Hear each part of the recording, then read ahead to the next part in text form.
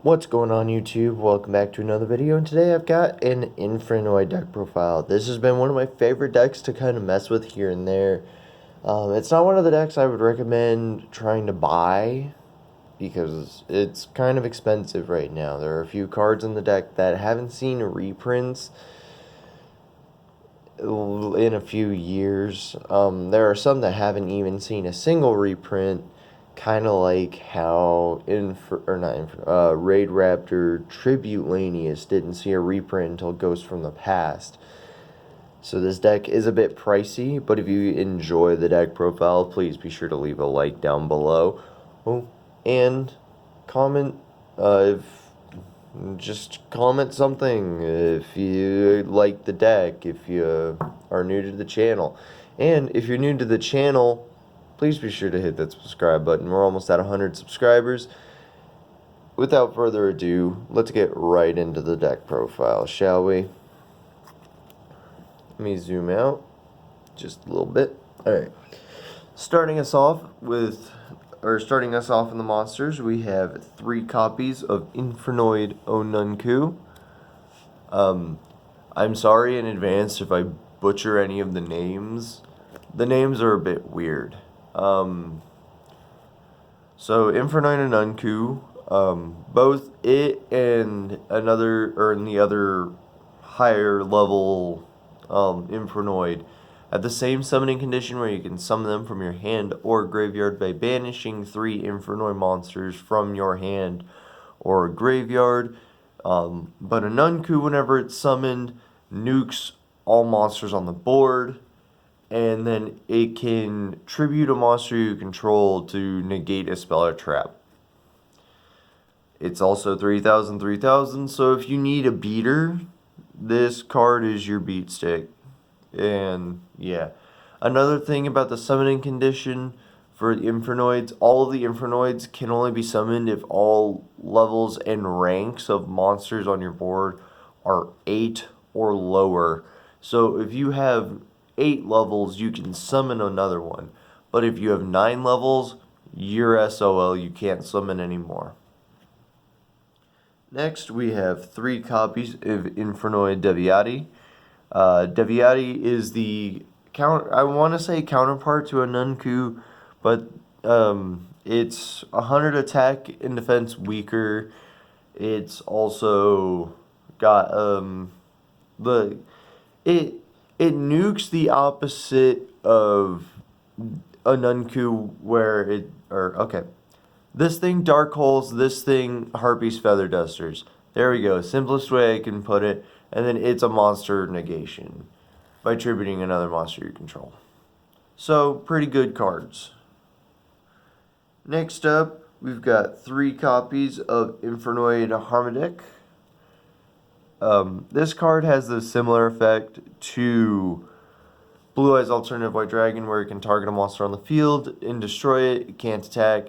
And then all of the level 8 and lower Infernoid monsters have a quick effect to tribute a monster to banish a card out of your opponent's graveyard. It is a quick effect, so I'm going to kind of just skim over that. And then all the level 4 and lowers require 1 banish, whereas anything that's level 5 to 8 requires 2 banishes for its summon. And 8 and higher requires 3, or 9 and higher requires 3. But the level 4s can only be summoned from your hand. You cannot summon them from the graveyard. Next, we have 3 copies of Infernoid Prometheus. He has the effect where you can target a set spell or trap on the board or on the field, and shuffle it back into the deck. And then after you do that, after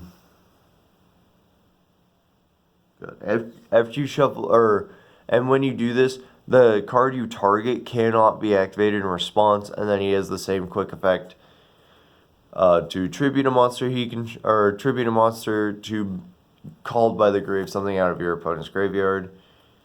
And moving on to the next monster, we have 3 copies of Infernoid Petrulia. I don't know if I'm pronouncing that right. This card also has an effect. Um, it's a combination of Harmodic and Prometheus, but it targets a spell or trap, and then there we go.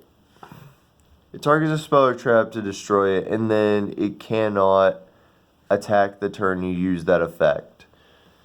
Which, I mean, it's not that great, but it's not that bad either. It's spell and trap removal, and that's all I can really say. Next, we have 3 Infernoid Entra. Entra is a pretty good one. Again, everything from Harmodic to Entra can only be summoned from the hand, but it requires 1 banish, which isn't that bad. And Entra's effect is compulse, essentially. It just compulses stuff back to the... Or it just bounces a card back to the hand. And then it's going to have that quick effect to banish a card out of your opponent's graveyard. I'm going to stop going over that effect now. So I'm just going to go over the individual effects. And we have gotten through all of the monsters that require 1 banish to be summoned, and we've gotten through all of the monsters that require 3 banishes to be summoned. So now let's get to the ones that require 2 banishes to be summoned. Oh, wait, actually, no. We have one more that... we have a special case, actually. We have 3 copies of Infernoid Decatron.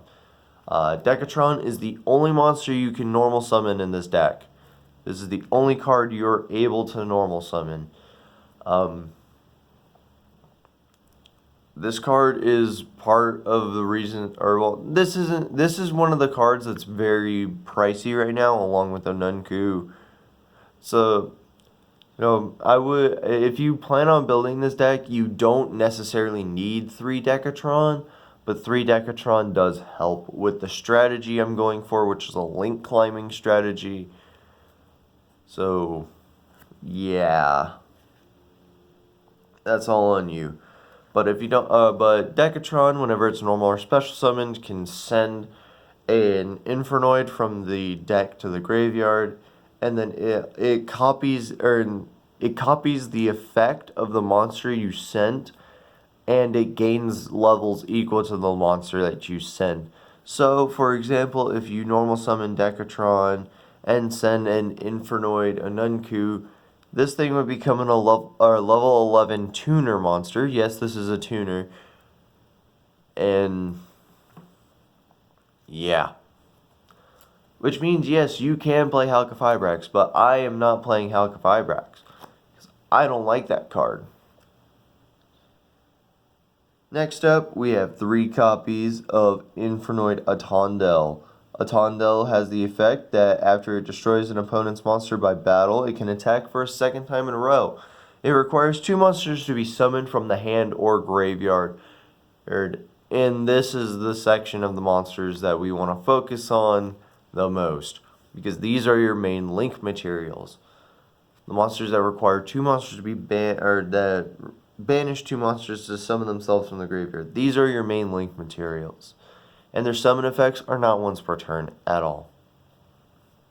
Next, we have 3 copies of Infernoid Cydamus.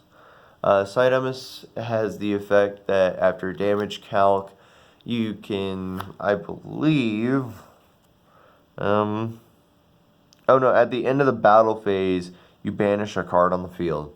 Sorry, there are many different effects, and I didn't bother to learn about their individual effects until before recording this video, because I never used their individual effects. Yeah, that's fun. Next, we have 3 copies of Infernoid Jet. I don't know if that's how you pronounce it, but that's how I'm gonna pronounce it. So, Jet's effect is whenever he is, or after damage calc, or something like that. It's something to do with the battle phase. But after whatever, I'm pretty sure it is damage calc, you can have you send 1 card from your opponent's extra deck to the graveyard, but it's their choice. So, kinda useless. Next For our last monster in the deck, we have 3 copies of Infernoid Piatti.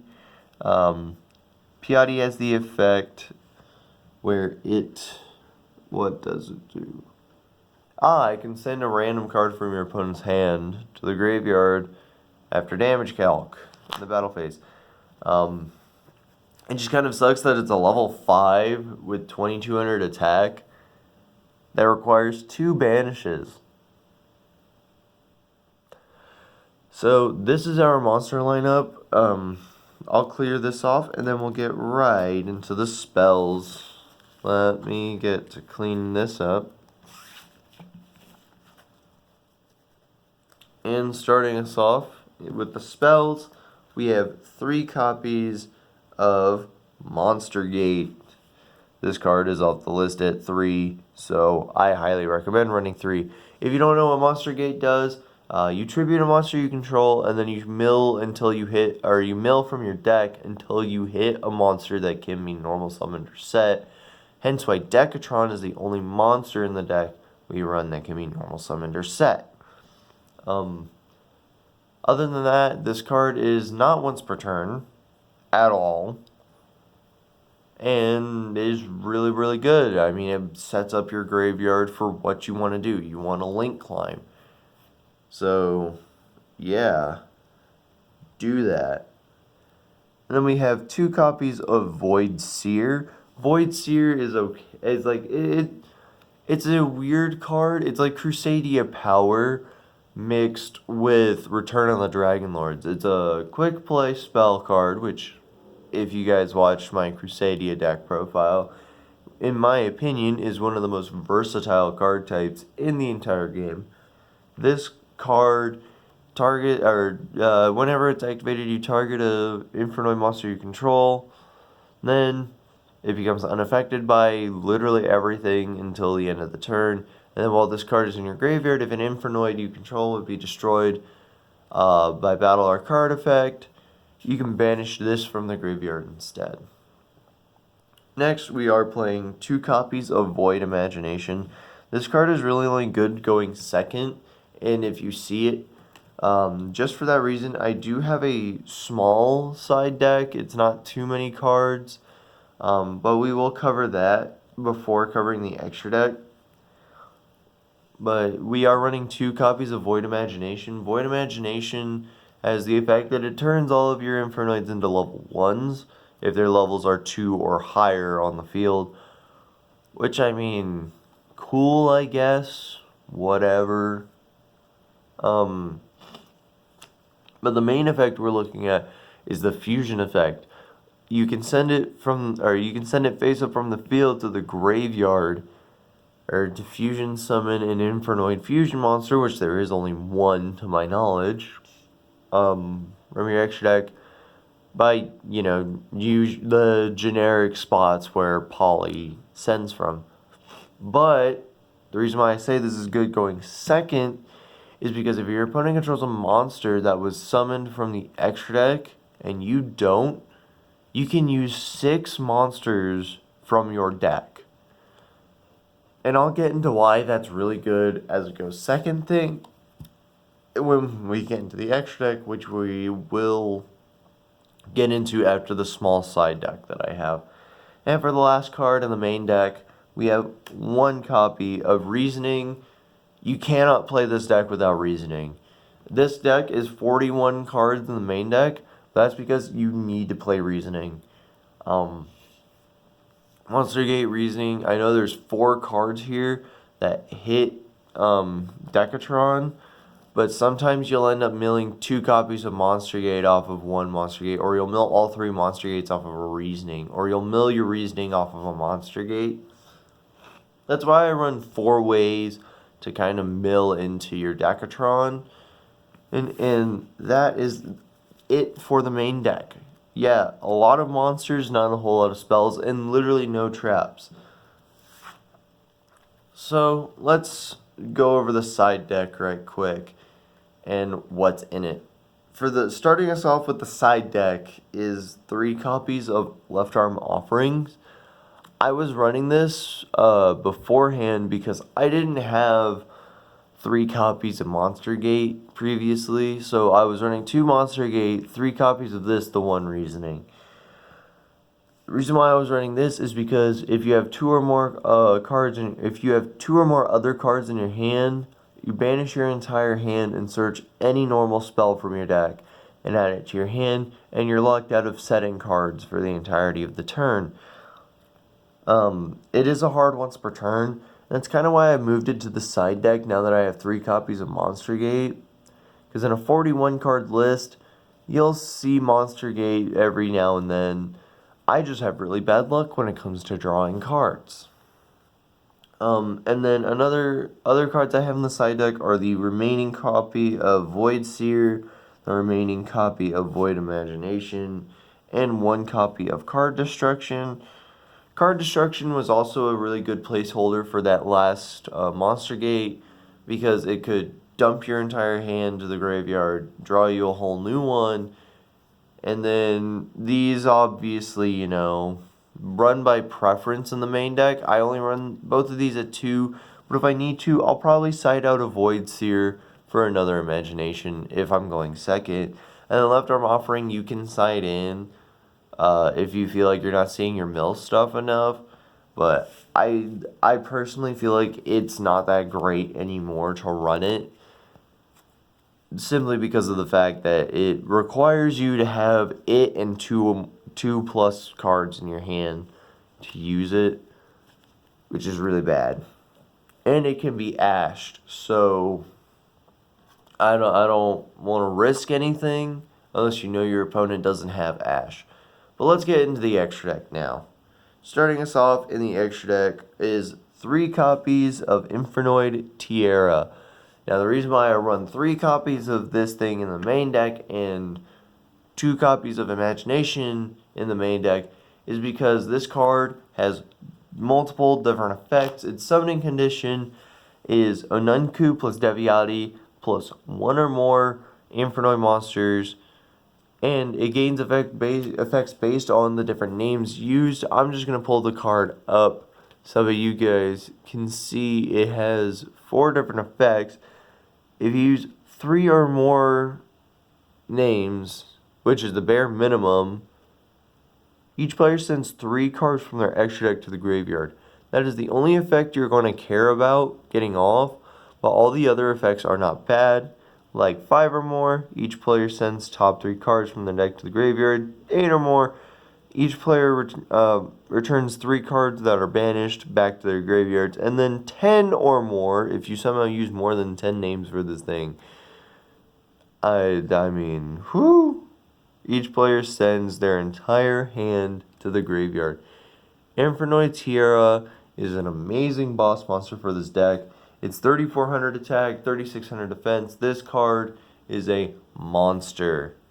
And sending 3 cards, but having both players send 3 cards from their extra deck to the graveyard isn't that bad of a thing, because you can send your other 2 copies of Tierra to have extra banish material for link climbing.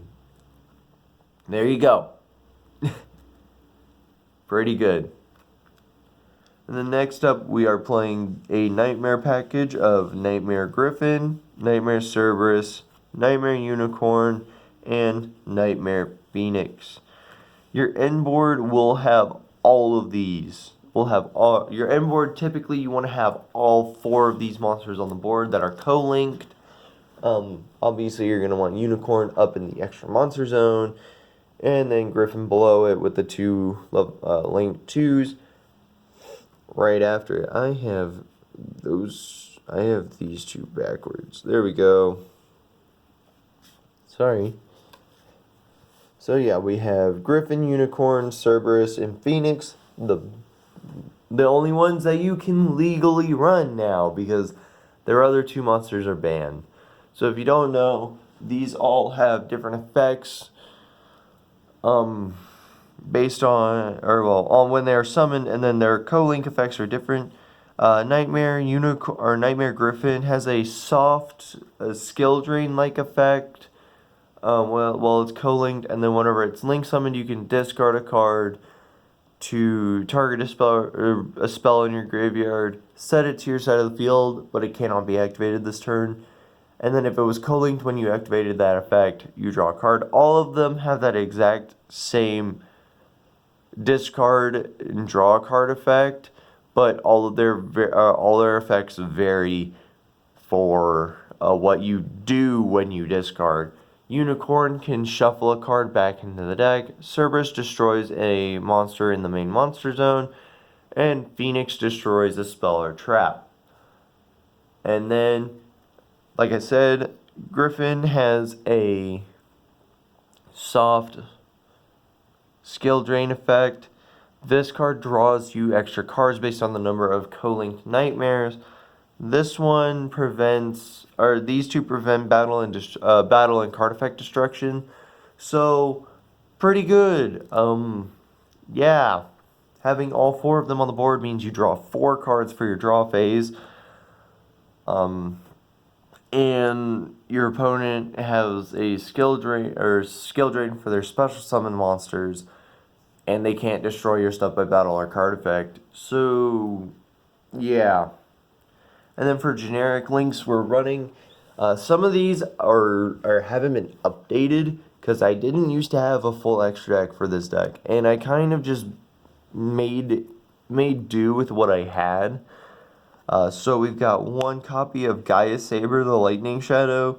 He's just a Link 3 with the same arrows as Unicorn. He's also got higher attack points than Unicorn. He has no effect, but you play whatever you want for the extra deck.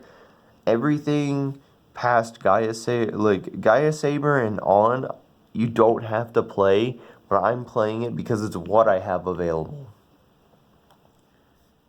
Well, actually, there is 1 Link 2 in the deck that I highly recommend playing.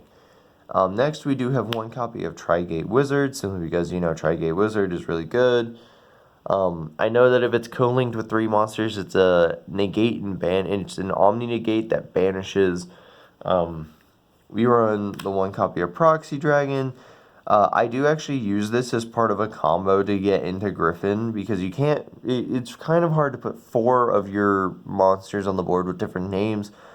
So I go into Proxy Dragon and then summon 2 monsters and then go into Griffin.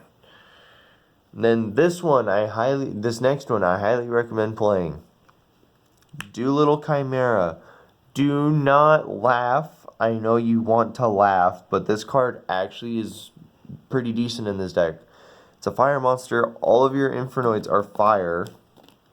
So you can make this card with 2 fire monsters. And then whenever you link it off or whatever, which I use this to go into Unicorn,